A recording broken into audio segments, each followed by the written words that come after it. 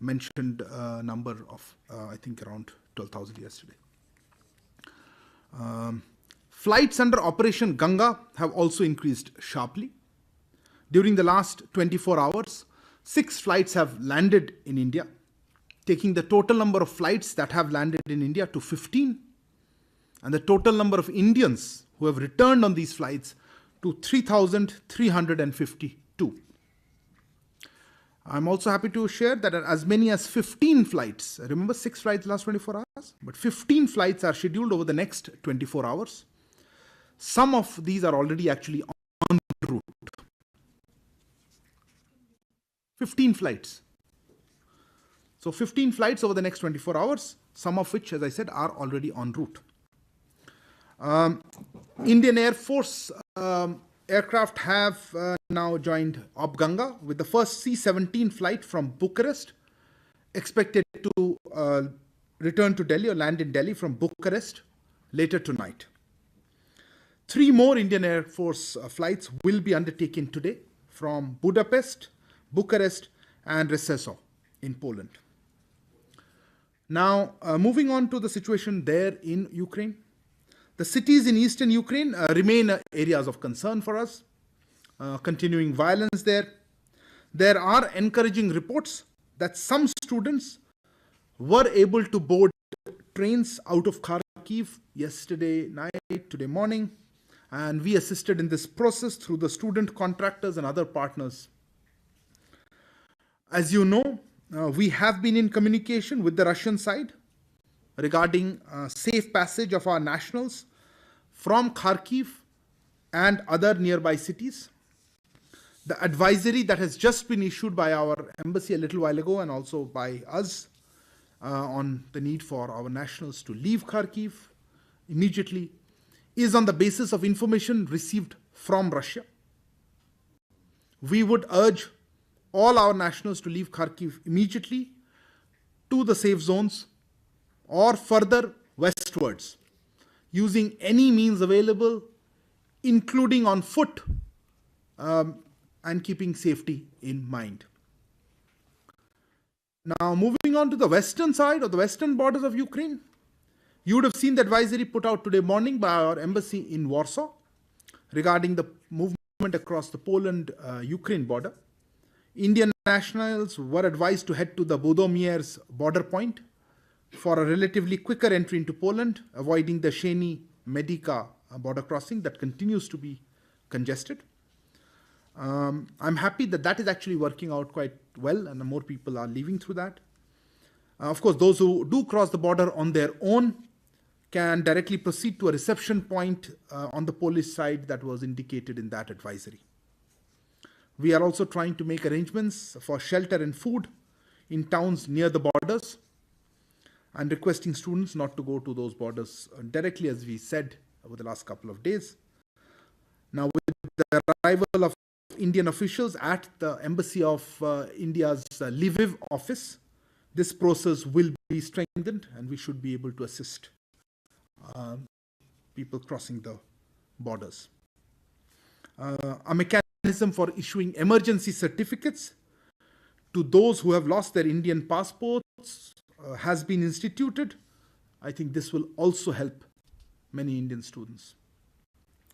Evacuation through Slovak Republic and Hungary border crossings also is proceeding steadily. But we urge students there also not to reach the border points, for example, at Chop directly to avoid this long waiting times. They are requested to coordinate with our teams and follow the advisories. I'm happy to share that evacuation through Moldova is also picked up, particularly after our team at Chisinau has become operational. From Moldova, evacuees are taken to Bucharest to catch the Op Ganga flights.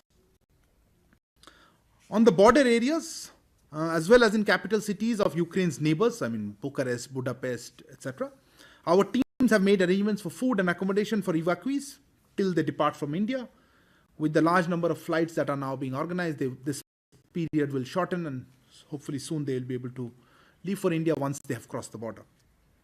Prime Minister's special envoys have reached the countries neighboring Ukraine, and you've seen the information on that. and are coordinating efforts firsthand there, and we will be sharing information on that also.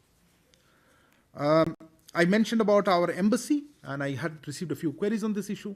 The embassy was asked to set up a temporary office in Lviv, as I mentioned, to facilitate border crossings by Indian nationals. A substantial segment of our embassy team is now at Lviv for this purpose. The other segment, the location of the other segment of the embassy team is dynamic. We are exploring other options. We are exploring options for them to actually reach eastern Ukraine, to assist the evacuation of citizens who are stuck, as you know, on the eastern Ukraine, who are stuck. Once they come out of this, let's say Kharkiv, we are seeing if our teams can reach there. It's not easy because the route is not open all the time. But as I said, the location of that segment of the embassy team, as I mentioned, is dynamic. Moving on to the humanitarian assistance that we have announced by the Prime Minister. Foreign Secretary informed you yesterday, humanitarian aid in the form of medicines, medical equipment, tents, blankets, solar lamps, other material, is being sent to Ukraine in tranches. The first tranche of basically medicines, I think about 2 tons of it, was sent on yesterday, today is the second, yesterday, to Poland, through Poland, and is being handed over there. And we expect 3 more tranches, which will have tents, blankets, sleeping mats, etc. I think it's about 16 tons each shipment or something, will be sent today by the Indian Air Force flight, one of them, and the other one to Romania, and I think by some other airline to Poland. I will end here by saying that the MEA control room, as well as the control centers operated by our embassies, continue to operate 24/7 basis. The MEA control room has now attended 9,874 calls, nearly 10,000 calls, and responded to 7,657 emails. I think that gives a good flavor of what is going on. I know you'll have questions, so let me open the...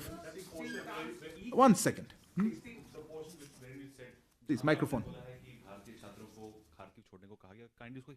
जी जरूर.